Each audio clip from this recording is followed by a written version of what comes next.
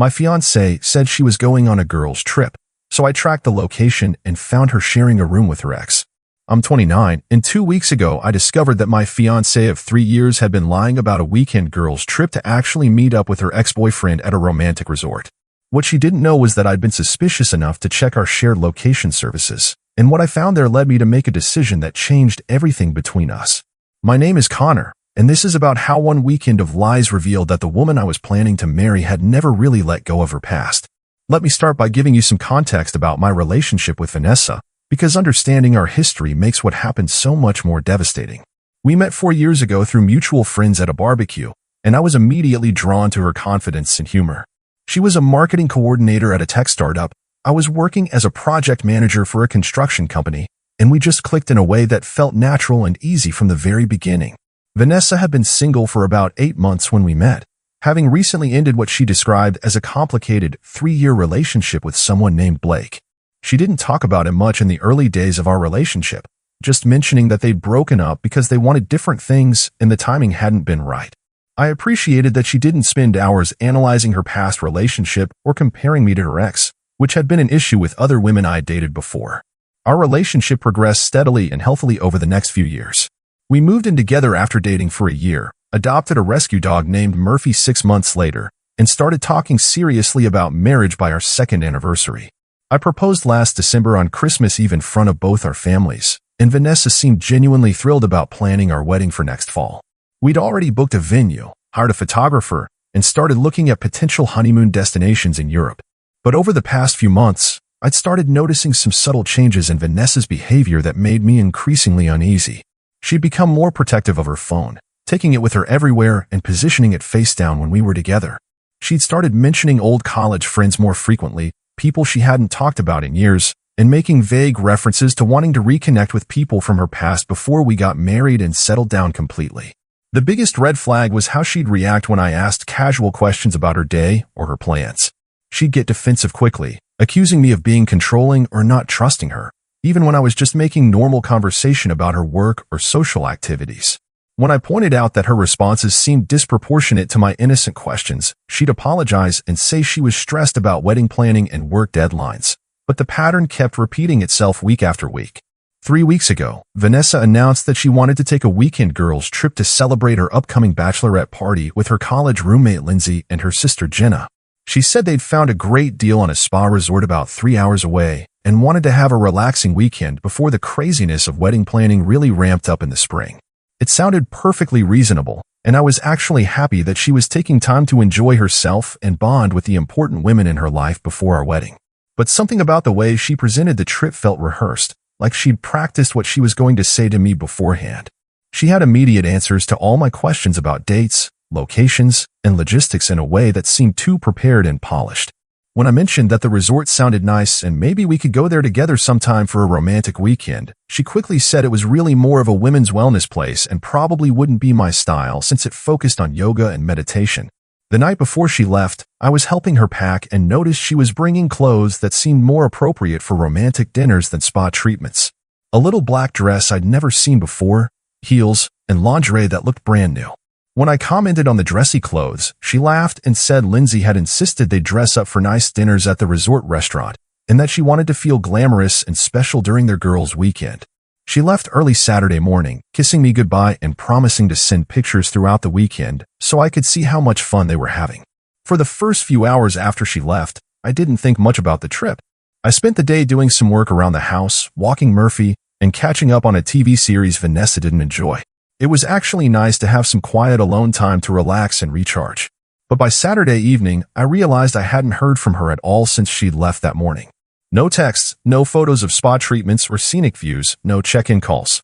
That was highly unusual for Vanessa, who normally communicated constantly when we were apart, sending me pictures of her meals and updates about everything she was doing. I sent her a casual text asking how the spa was and if she was having fun, but didn't get any response. Sunday morning arrived, and I still hadn't heard anything from Vanessa. I tried calling her phone, but it went straight to voicemail without ringing. By Sunday afternoon, I was genuinely worried that something had happened to her or that there had been some kind of emergency at the resort. That's when I remembered that we'd shared our locations with each other about a year ago for safety reasons when I was traveling for work, and I decided to check where she was to make sure she was okay. What I found on the location app changed everything I thought I knew about my fiancé. According to the shared location data, Vanessa wasn't at a spa resort 3 hours north of our city. She was at something called the Grandview Mountain Lodge, a place I'd never heard of that was located about 2 hours in the opposite direction from where she'd told me she was going. I stared at my phone screen for a long time, trying to process what I was seeing and come up with innocent explanations. Why would she lie about where she was going? And why was she at a completely different location than what she described to me? I spent the next hour researching the Grandview Mountain Lodge online, and everything I found made my stomach sink deeper into dread. This wasn't a spa or wellness center focused on relaxation and female bonding. It was an upscale resort that specialized exclusively in romantic weekends for couples, complete with packages for couples massages, private dining experiences, and luxury suites with fireplaces and jacuzzis. Their website emphasized privacy and intimacy, with photos of couples sharing wine by candlelight and walking hand-in-hand through scenic mountain trails. I tried desperately to think of innocent explanations for why Vanessa would be there instead of where she'd told me she was going. Maybe Lindsay had surprised her with a last-minute change of plans and upgraded their accommodations? Maybe they'd found a better deal at this resort and Vanessa hadn't had a chance to update me about the location change? But none of those explanations felt convincing, especially given her complete lack of communication throughout the entire weekend, which was completely unlike her normal behavior. By Sunday evening, I'd made a decision that I'm still not entirely sure was the right one, but felt necessary at the time. I was going to drive to the Grandview Mountain Lodge and find out what was really happening. I know that sounds like the behavior of a paranoid, controlling partner, and maybe it was, but I was desperate for answers and couldn't stand not knowing the truth about what my fiancé was actually doing while lying to me about her whereabouts. The drive to the resort took about 2.5 hours through winding mountain roads, and I spent the entire time alternating between hope that there was an innocent explanation and increasing dread that I was about to discover something that would fundamentally destroy our relationship. I kept checking her location periodically on my phone, and she was still showing as being at the resort. Whatever was happening there, she wasn't planning to leave anytime soon. I arrived at the Grandview Mountain Lodge around 9 o'clock Sunday night. The place was exactly as romantic and intimate as the website had suggested, with soft lighting throughout the grounds, breathtaking mountain views, and couples walking around the beautifully landscaped property holding hands and looking completely absorbed in each other. I felt completely out of place and increasingly certain that I was about to learn something I really didn't want to know. I parked in the guest lot and sat in my car for several minutes, trying to decide what to do next. I couldn't exactly march into the lobby and demand to know what room my fiancé was staying in or who she was with. But I also couldn't drive 3 hours back home without getting some kind of answer about why Vanessa had lied to me about where she was spending the weekend and why she was at a romantic couples resort instead of a spa with her female friends. That's when I saw them walking across the resort's main courtyard, and my world completely fell apart. Vanessa was strolling casually with a man I immediately recognized from old photos she'd shown me years ago when we first started dating. Blake, her ex-boyfriend who she'd supposedly had no contact with since before we met. They were walking close together, her arm linked through his in an intimate way, both of them laughing about something and looking completely comfortable and natural together. She was wearing the black dress I'd seen her pack, and they looked exactly like what they obviously were, a couple enjoying a romantic weekend getaway together. I sat in my car watching them for probably 10 minutes, feeling like I was having some kind of surreal out-of-body experience. This couldn't be real. The woman I was planning to marry in 8 months couldn't be at a romantic resort with her ex-boyfriend while lying to me about being on a girls' trip with her sister and college roommate. But there they were, walking back toward the main lodge building, stopping to kiss tenderly under one of the decorative lampposts like lovers who belonged together. I finally got out of my car and followed them at a distance, staying in the shadows and trying to process what I was witnessing while figuring out what to do next. They went into the resort's main restaurant, where I could see them through the large windows being seated at an intimate table for two by the stone fireplace. The hostess was treating them like regulars, which made me wonder if this wasn't their first visit to this place together. I stood outside in the cold mountain air, watching them through the restaurant windows and feeling like my entire world was collapsing around me. They ordered wine and were clearly having a romantic dinner, leaning across the table toward each other, holding hands, and engaging in the kind of deep conversation that lovers have when they're completely absorbed in each other. Vanessa was animated and happy in a way I hadn't seen her in months, laughing at something Blake said and touching his arm affectionately. Part of me wanted to march in there and confront them immediately, to make a scene that would force them to acknowledge what they were doing and explain themselves. But another part of me was terrified of what that conversation would reveal about my relationship and my future. Maybe it was better to pretend I'd never seen this, to go home and wait for Vanessa to come back with her lies about the spa weekend, to live in denial rather than face the truth that my fiancé was having an affair. But I knew I couldn't do that. I couldn't pretend I hadn't seen what I'd seen, and I couldn't marry someone who was capable of this level of deception and betrayal. Whatever this meant for our relationship, I needed to know the truth about what was happening between Vanessa and Blake. I decided to wait until they finished dinner and see where they went next, hoping against hope that maybe they had separate rooms and this was just some kind of innocent dinner between old friends who happened to be staying at the same resort. I knew that explanation didn't make sense given all the lies Vanessa had told me, but I was still clinging to any possibility that this situation wasn't as devastating as it appeared. When they left the restaurant around 11, my worst fears were confirmed. They walked together to the elevator bank, Blake's arm around Vanessa's waist, and went upstairs together. I waited in the lobby for another 30 minutes, pretending to read a magazine while watching for any sign that Vanessa might come back down, that they might have separate accommodations. But she never reappeared, and eventually the lobby emptied out as other guests retired for the evening. I drove home that night in a state of shock, knowing that my engagement was over even though I hadn't confronted Vanessa yet. There was no innocent explanation for what I'd witnessed. My fiancée was having some kind of romantic affair with her ex-boyfriend, and she'd constructed an elaborate lie to cover it up. The level of deception required to pull this off was staggering, and it made me realize I didn't really know the person I'd been planning to spend my life with. The 3-hour drive back to our apartment gave me time to think about how I wanted to handle the confrontation. I could wait for her to come home Monday and give her a chance to dig herself deeper into her lies before revealing what I knew. I could call her immediately and confront her over the phone while she was still with Blake.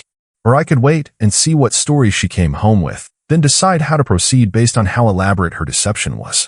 By the time I got home, I decided to let her return with whatever lies she prepared and give her one final opportunity to tell me the truth voluntarily before revealing what I knew. It seemed like the fairest approach, and it would help me understand just how committed she was to deceiving me about this situation. I spent Monday morning in a daze, trying to go through the motions of a normal day while knowing that my life was about to change completely. I kept thinking about all the signs I'd missed or rationalized away over the past few months. Vanessa's secretiveness about her phone, her defensiveness when I asked innocent questions, her mentions of wanting to reconnect with old friends before our wedding. Had she been planning this affair for months? Or was it a recent development? How long had she been in contact with Blake? And what had prompted them to reconnect?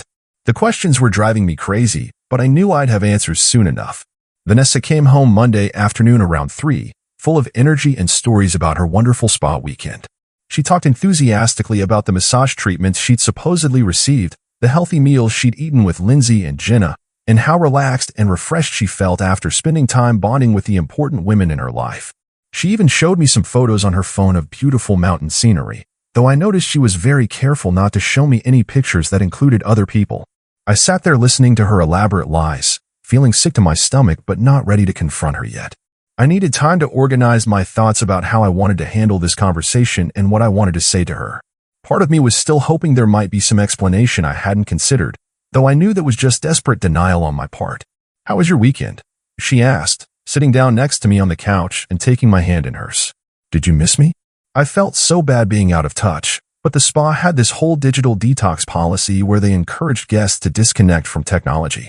The lie came so naturally to her, so smoothly and convincingly, that it made me realize this level of deception wasn't new for Vanessa. She clearly had practiced lying to me about things, and I started wondering what else she might have been dishonest about throughout our relationship. I told her I'd had a quiet weekend and had missed her, which was technically true even though it felt like a betrayal given what I now knew about how she'd actually spent her time. She seemed completely relaxed and happy, genuinely comfortable with her deception, which somehow made the whole situation feel worse. This wasn't a momentary lapse in judgment or a mistake she was struggling with guilt about. This was calculated dishonesty that she was prepared to maintain indefinitely. That evening, while Vanessa was in the shower, I made a decision about how I wanted to handle the confrontation. I was going to give her one more opportunity to tell me the truth voluntarily before revealing what I knew. It seemed like the fairest approach, and it would help me understand just how deep her dishonesty went and whether she was capable of coming clean when directly asked. When she came out of the bathroom in her robe, looking relaxed and content, I asked her casually if anything interesting had happened during the weekend, if she'd run into anyone she knew or had any unexpected experiences.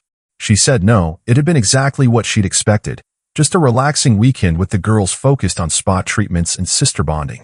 I asked if she'd taken any photos with Lindsay and Jenna, saying I'd love to see pictures of them all together since it had been a while since I'd seen her sister. She said they'd been so focused on relaxing and being present in the moment that they hadn't really taken any group photos, but maybe next time they'd remember to document their time together better.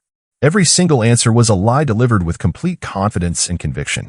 Vanessa wasn't just hiding her weekend with Blake. She was actively constructing an alternative reality and presenting it to me as the truth.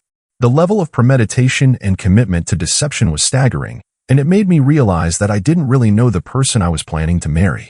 I told Vanessa I was tired and went to bed early, but I spent most of the night lying awake thinking about our entire relationship and questioning everything I thought I knew about her. How long had she been lying to me about things? Was Blake the only secret she was keeping? Or were there other deceptions I hadn't discovered yet? Had she ever really stopped having feelings for him? Or had she been maintaining some kind of connection with him throughout our entire relationship while pretending to be committed to building a future with me? The next morning, I decided I couldn't wait any longer to have the conversation that would determine the future of our relationship. I confronted Vanessa on Tuesday evening when she got home from work. I'd spent the entire day preparing what I wanted to say, and I decided to be direct and honest rather than trying to trap her in more lies or play games with the information I had. "We need to talk," I said as soon as she walked in the door, before she could start telling me about her day or settling into our usual evening routine. "I know you weren't at a spa resort this weekend. I know you were at the Grandview Mountain Lodge with Blake." The look on her face told me everything I needed to know about the truth of the situation. Pure panic flashed across her features, followed immediately by a desperate attempt to figure out how much I actually knew and how I discovered her deception. She tried to deny it at first, asking what I was talking about and why I would think such a terrible thing about her, but her voice was shaking and she couldn't meet my eyes. When I told her I'd driven to the resort and seen them together, seen them having dinner and kissing and going upstairs together, her entire demeanor changed. The pretense dropped completely, and she broke down crying, admitting that she'd been in contact with Blake for the past few months. According to her version of events, Blake had reached out to her through social media around the time we got engaged, supposedly to congratulate her on our engagement and apologize for how their relationship had ended years ago. They'd started texting occasionally, just as friends catching up on each other's lives, and she hadn't told me because she knew I'd be uncomfortable with her having any contact with her ex-boyfriend. "It was supposed to be closure," she said through her tears, mascara running down her cheeks. "I wanted to make peace with my past before we got married and started our new life together."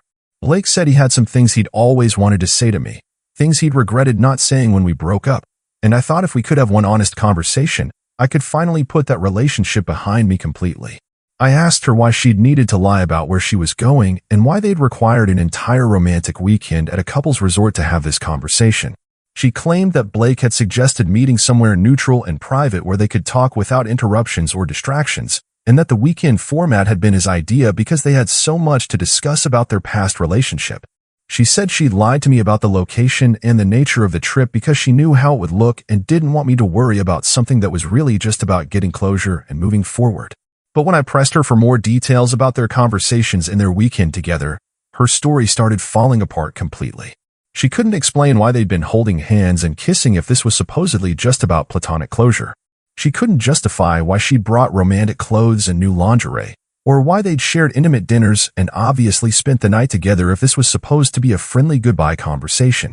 Finally, after 20 minutes of increasingly desperate explanations that made no sense, she admitted the real truth. She'd been having serious doubts about our engagement and had reached out to Blake herself to see if there were still romantic feelings between them. The weekend had been a way to explore those feelings and figure out what she really wanted before committing to marrying me and spending the rest of her life in what she was starting to see as the wrong relationship. "I needed to know for sure," she said, her voice barely above a whisper. "I needed to know if what Blake and I had was really over, or if I was settling for something safe and comfortable with you instead of fighting for something passionate and intense with him." That word, settling, hit me like a physical blow to the chest. After 3 years together, after planning a wedding and a future and talking about children and growing old together, she saw our relationship as settling for something safe rather than pursuing what she actually wanted. I asked her what she decided after her weekend of testing her feelings with Blake. She said she'd realized that what we had was more real and sustainable than the intense but ultimately unstable relationship she'd had with him. She claimed she'd chosen me and our future together, and that the weekend had actually strengthened her commitment to our engagement by proving that her feelings for Blake were based on nostalgia rather than genuine compatibility. But I was done listening to her justifications and explanations and attempts to minimize what she'd done. The fact that she'd needed to have an affair to decide whether she wanted to marry me told me everything I needed to know about how she really felt about our relationship and about me as a partner. I told her the engagement was off and that I wanted her to move out of our apartment as soon as possible. I said I'd give her a week to find somewhere else to live, but that I couldn't continue sharing a home with someone who'd betrayed me so completely. The week that followed was a blur of logistics and emotional devastation. Vanessa alternated between begging me to reconsider and getting angry that I was throwing away our relationship over what she called one mistake. She seemed genuinely shocked that I wasn't willing to work through this situation, as if having an affair to test her feelings was just a minor relationship hiccup that we should be able to overcome with some communication and couples therapy. People make mistakes when they're scared about big life decisions, she kept saying. This doesn't have to end everything between us. We can get through this if you're willing to forgive me and work on rebuilding trust. But I couldn't get past the fundamental issue. She'd needed to cheat on me to figure out if she wanted to marry me. Even if she'd ultimately decided she wanted to be with me instead of Blake, the fact that our relationship had been just one option she was considering while she explored alternatives was devastating and unforgivable. I deserved to be with someone who chose me enthusiastically and without reservation, not someone who settled for me after testing other possibilities and finding them wanting. Vanessa moved in with her sister temporarily while looking for her own apartment. The logistics of separating our lives after 3 years together were complicated and emotionally exhausting.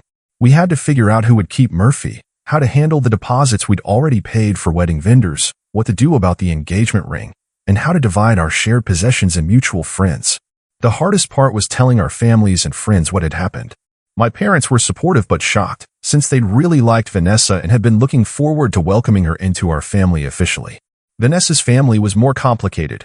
Her sister Jenna was furious with her for destroying our relationship, while her parents seemed to think I was overreacting and should have been willing to work through the situation with counseling. It's been 2 months since I ended our engagement, and while I still have moments of sadness and doubt, I know I made the right decision. I've learned that I deserve a partner who chooses me clearly and consistently, not someone who needs to test other options to confirm their feelings. Trust, once broken this completely, can never be fully repaired, and I refuse to spend my life wondering what my partner is really thinking or whether they're truly committed to our relationship. I'm focusing on rebuilding my life and figuring out what I want in a future relationship. I know now that I want someone who communicates openly about their doubts and concerns rather than lying and sneaking around. Most importantly, I want a partner who sees our relationship as their first choice, not their safest option after exploring more exciting alternatives. What do you think? Was I right to end the engagement immediately, or should I have been willing to work through her betrayal? Sometimes I wonder if I gave up too easily, but then I remember that she needed to have an affair to decide if she wanted to marry me, and I know I made the right choice.